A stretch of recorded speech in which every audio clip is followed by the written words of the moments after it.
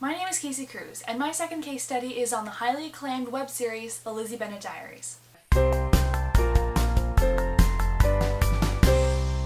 If you're unsure as to what the Lizzie Bennet Diaries is, you might be a bit confused as to why I chose to dedicate my entire case study towards one series. To give you a foot in the door, here is the very first episode of the web series. It is a truth universally acknowledged that a single man in possession of a good fortune must be in want of a wife. My mom gave each of us one of these last Christmas. I have yet to wear it. Ever. Who am I? I'm a 24-year-old grad student with a mountain of student loans, living at home and preparing for a career. But to my mom, the only thing that matters is that I'm single. My name is Lizzie Bennet, and this is my life.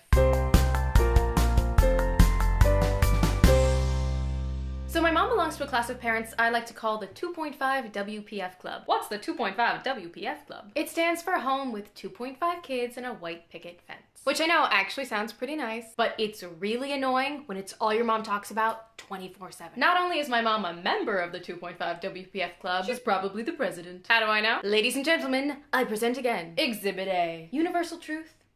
Really? I'm sure there are a great number of rich, young, single men who aren't looking for wives. In fact, let's examine the percentages. Sleazeballs and scumbags, incapable of escaping current dead-end relationships, sailing around the world trying to find themselves, focusing on work or skills or hobbies or whatever it is that rich guys do when they're young. But no, according to my mother, every rich single guy is put on this planet to impregnate her daughters. To illustrate my point, I'll need a little help. What are you doing? This is my friend Charlotte, and she's going to help me with this demo. No, I'm not. Who's this from? Here. Okay, your lines. Who wrote this? Shakespeare. Honey, did you hear the house in Netherfield sold the other day? Did it now? The large mansion with a white picket fence and plenty of space to raise 2.5 grandkids. Mm-hmm. Emily Lou told me. She said the deal was for $3 million. But it's not the price that matters, but who bought it. As you say, my dear. He's a well-mannered young man from Harvard working to become a doctor. I hear his family has quite the fortune. How perfect for our girls. How so? Oh, my dear husband, can't you imagine him with one of our daughters? I find that rather difficult since I have yet to meet this young man. And you must go meet him at once. Welcome him to the neighborhood. I will bake a pie. Let him know about our 3 eligible young daughters who are in desperate need of a rich, single man. Look, I'm all for rich, single guys, but who's my mom to tell one of us who to marry? What if he's gay? What if he's a serial killer? What if he's a gay serial killer? I've got other things to worry about. It's not like we're all gonna put our lives on hold because some rich, single guy dropped from the sky. Lizzie, did Mom tell you about who just bought that mansion in Netherfield? Haven't heard a word about it. So this... What are you guys doing? Making a video. Everyone, this is my sister, Lydia. Anyway, so this guy, his name is Bing Lee, and he is rich, hot, and... Let me guess. Single? Jackpot, right? What? No. What?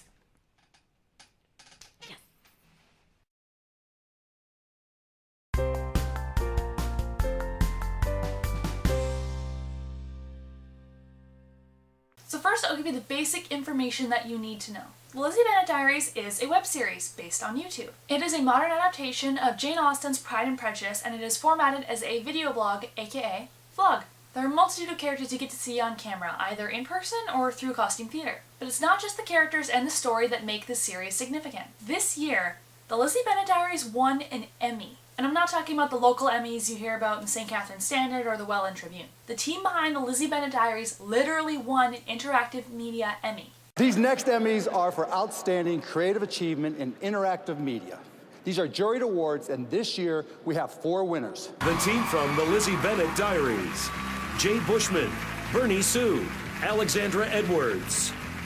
I'd like to thank our talented cast, our amazing crew, our writing and interactive team, and of course all the fans, because they interacted with us and we can interact with you, and thus we have our Emmy. Thank you very much. And the question is, how did a web series go from YouTube to winning an Emmy? For this case study, I'm going to show you how this series made the journey to being such an incredible internet phenomenon, and ultimately how this series sets a standard for the future of entertainment. So let's start with a little info about how this series came to be. The idea was originally founded by Hank Green, one half of the YouTube channel known as the Vlogbrothers. Hank and John Green have a massive following on the internet through the many YouTube channels that they're responsible for, John Green's young adult books, the fact that they've been making videos since 2007, and the culture devised all around them known as nerdfighter culture. Here's a clip that Hank Green posted shortly after the first Lizzie Bennet episode was aired. So I wanted to do something that no one had ever done before, an adaptation in online video, taking a previous work and transferring it into this new media. There's not, I don't know of any examples of this happening. I wanted something that was a great story that I loved, and I wanted to make this kind of something that my wife would really enjoy. And I wanted something that was very dialogue-based and very character-based so that we could do it not as a big production with lots of sets and scenes and everything, but just as a person talking to a camera. So Hank's original vision was very focused on the characters and the story and the actual format of the series. And the final product itself is very close to how he envisioned it happening. One aspect of the series that makes it relatable to such a wide audience is that it's not something made strictly for younger people. The youngest character that appears on screen is 20 years old, which is Lydia Bennet, and her youthful energy and impulsive nature are both very big staples for her character in this adaptation. But otherwise, all the other characters are very mature. The characters that we get to see are Lizzie's best friend, Charlotte Lou, her younger sister, Lydia, her older sister, Jane, and Jade's love interest, Bing Lee, Jane and Bing, or as I like to call them, Jing. Bing's sister, Caroline, Lizzie and Charlotte's old classmate, Ricky Collins, Please call me Mr. Collins. Darcy's sister, Georgiana, Gigi for short, Darcy's friend and associate, Fitz, George Wickham, who is quite the looker, and of course, William Darcy himself. The writing is humorous, and somebody doesn't have to know the storyline behind Pride and Prejudice to understand what's going on in the Lizzie Bennet Diaries. But the series goes beyond mere entertainment value. The series did a lot of interesting things while the videos were still being released twice to 4 times a week. The reason that the Lizzie Bennet Diaries has received so much attention is, of course, its use of new media to ultimately drive the series. Probably the largest use of this would be through Twitter. Each character in the series, not actor but character, has their own Twitter account where they interacted with each other as well as the fans of the show directly, giving the show a whole other dimension to consider, not to mention it brought upon an entirely new aspect of interactivity as the show progressed. In an article on the Yahoo website that circulated with the announcement of the series winning an Interactive Media Emmy, writer Rachel Poletick writes, quote, "The series expanded beyond its initial story world, however, when characters from LBD became active users of social media. The writers of the show kept audiences intimately involved in the story world by setting up Twitter accounts for the characters and using tweets as a means of interaction between them. The Lizzie Bennet Diaries is being commended as an original interactive program." Another aspect of this would be the Q&A videos, about 12 in total including Lydia's videos. The Q&A videos have the characters answering questions posed to them through Facebook, Twitter, Tumblr, and even through YouTube comments. From Anna Sig on Tumblr, where did you get your favorite necklace? I love it. Oh, thanks, Anna Sig. It's from Anthropology. From what? The store. From As Easy Ash on YouTube. Lydia is excitable, inexperienced, and easily led astray. That to me says party girl more than slut. Lizzie, your college education is making you a tad judgmental or preparing you for a career on Fox. Whoa! From Caitlin G on Facebook. Pirates or ninjas? One, two, three. Ninjas! Pirates! What? No way! Ninjas can climb walls. From Meg versus the World on Twitter. I don't know if you've been asked this before, but does Mr. Collins ever speak, well, like a normal human being? Good afternoon, Miss Bennet. I see you're once again speaking to your internet-connected brethren. Are you presenting them with any wise words of wisdom? Sort of. From Rachy2049 on YouTube. How come my questions are never answered, frowny face? The series also doesn't fully focus on just Lizzie. As the series progresses and Lizzie moves about her world, others such as her sister Lydia put up their own channels where we are given different perspectives on events happening to other characters. One big focus of the series is the female relationships that exist, and they are at times given an even bigger focus than the almighty Darcy. Several articles were written for Miss Magazine's blog, and one of them focuses on the Lizzie Bennet Diaries and women friends, and features a Q&A with Julia Cho, who plays Lizzie's best friend Charlotte Lou. The author of the article, Rachel Grate, writes, quote, "One of the most unique aspects of the series is its focus on women's friendships, illustrated most vividly with the character of Charlotte Lou. From the first episode, Charlotte's role in Lizzie's life has grown as she plays the series' film editor. Given the strength of their friendship, a strength rarely represented in popular media, I wasn't surprised to see Charlotte appearing in the final episode, The End, when Lizzie drags her on screen to share her good news. unquote. The friendship with Charlotte Lou is one of the largest aspects of the story, but perhaps larger is Lizzie's relationships with her two sisters, older sister Jane and younger sister Lydia. If you are perhaps wondering about the other two sisters that exist in Jane Austen's original work, Mary still exists as Cousin Mary, and Kitty is actually the family cat. But the friendship between these sisters is another main focus of the series, and it helps to make Jane and Lydia both central characters that the audience truly cares about. In fact, perhaps the most emotional episode in the series is not one involving the characters of Lizzie and Darcy, but it's one of Lizzie and her little sister Lydia on camera. See, in Pride and Prejudice, Lydia runs away with the character of Mr. Wickham, and so the family is in shame forever. They eventually end up being married, and after one visit to Lydia's old home, they more or less drive off into oblivion. In this modern adaptation, George Wickham is a character that entered briefly into the series when he was first casually dating Lizzie. And through a letter, Lizzie finds out about the true nature of Wickham regarding a misbegotten relationship he had years ago with Darcy's younger sister, Gigi. Lydia is, of course, unaware of this information since the two sisters have a falling out over Christmas. And after reuniting in Vegas, Lydia and Wickham begin to see each other, and the entire emotionally abusive relationship is documented on Lydia's videos. The turning point is when Wickham takes off, having sold a sex tape of the two of them without Lydia's consent to a website that displays a countdown clock to when the video will be released. And, as it has been said several times in the series, the internet is forever. Also on the Miss Magazine blog, an article was written by Susan Greenfield titled, "Of Jane Austen, the Bennet Sisters, and VAWA." The article talks about how Lizzie comments on Lydia's promiscuous behavior as early as the second episode. Lydia's being a stupid hoary slut again! Lydia references this instance in the 87th episode of the series. None of this would have happened if I hadn't been acting like a stupid hoary slut again, right? Oh, no, Lydia. And at the beginning of the article, Greenfield quotes a particular passage from episode 87. I let him film us having sex.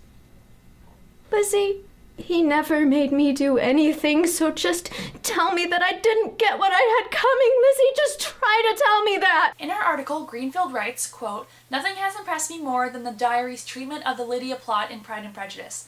The adaptation celebrates the importance of female bonds and addresses the need for women to work together to address sexual victimization," unquote. Both episode 2 and episode 87 of the series were written by the same person, Rachel Kiley. Regarding episode 87, which is titled An Understanding, Kiley wrote on Tumblr, quote, "Just because Lydia has a history of being flirtatious and having sex and willingly made the sex tape doesn't mean it's in any way her fault that Wickham exploited her.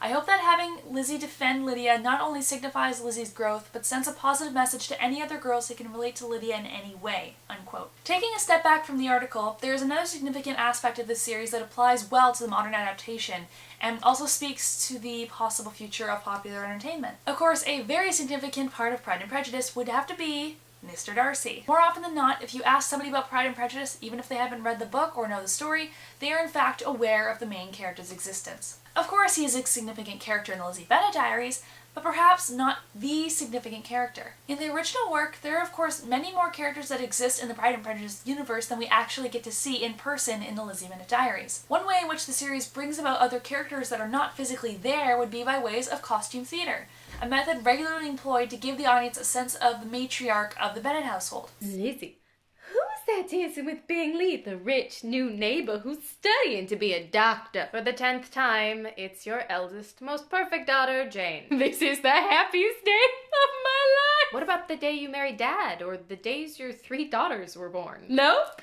It's today! But another character that exists in this universe the majority of the time through costume theater is Darcy himself. When I asked him if he actually liked it here in town, not especially. Do you enjoy dancing? Not if I can help it. Glad to rock your world there. Oh look, your little crush is coming this way. Are you fake texting? It's super important. Even when Lizzie and Jane are staying in the same house as Darcy, Bing, and Caroline, the audience doesn't get to see him. Yeah? Really? We're doing this? Come on, I'm getting really good at it. Internet fame is going to your head. Here we go. It isn't until episode 60 out of 100 that we see Darcy's face. Please sit.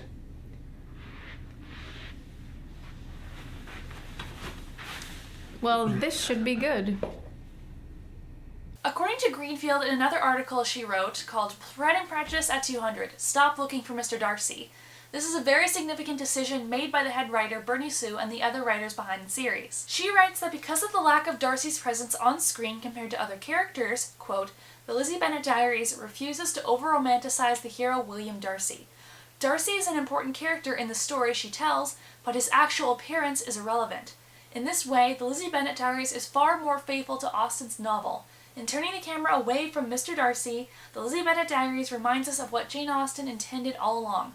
This is a story about a heroine who must learn to see herself. The romance plot is secondary." Unquote. And let me just ask, how often do you get to see this sort of plot structure when you turn on television nowadays or pop in a movie? It exists, of course, but it's rare, and that might be something that needs to change when it comes to how stories are written nowadays. There are a multitude of things that the Lizzie Bennet Diaries was able to accomplish, and a lot of these ideas will be carried into the future entertainment, or so I hope. In fact, it's already happened. Hank Green and Bernie Sue have already begun their follow-up to the Lizzie Bennet Diaries. The series is called Emma Approved, and it is based off Jane Austen's work, Emma. Emma Woodhouse. Beautiful, clever, and brilliant. At this time, the first episode has over 175,000 views, and the numbers will surely increase as more and more episodes get released. But the Lizzie Bennet Diaries doesn't merely speak towards the future of Jane Austen-related entertainment. Emma Approved has similar Twitter accounts set up for its characters, even the ones that haven't appeared on screen yet, and they interact with each other as well as directly with the fans. There's also a blog where Emma writes various posts giving helpful life advice as well as showing off her looks from each episode. Lizzie Bennet Diaries did something similar to this with very fashion-oriented Jane's lookbook that was online. All in all, LBD has accomplished not only what goals it set out to do, but many other ones that got it to the position of an Emmy Award-winning series. To sum up, LBD used new media to bring about an element of interactivity to the series, and all that it has achieved will hopefully work to influence the future of entertainment. And hopefully that will expand outside of YouTube and influence entertainment as a whole. And that about marks the end of my case study. All of my sources are cited in the description below, along with some other helpful links. Thank you for watching. So, you are going to show me how Lizzie vlogs? Sure, Ricky. Mr. Collins, I'd prefer. And I'd prefer to be really famous and get tons of free stuff. Deal. Good morning, dear. I assume you would like to discuss how pathetically single our daughters are. It's very tragic. I thought we were performing in costume theater. Oh my god, you are literally the most infuriating human being on the planet, and if you speak another word to me, I will slap you so hard that you will fall back in time to before it was cool to like things before they were cool. This fades, just you and me moving together over and over and over, binging as one.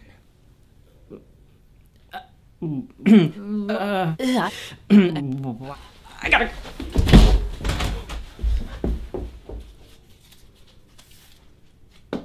And that, my nerdy older sister, is how you properly get rid of Mr. Collins. Boom!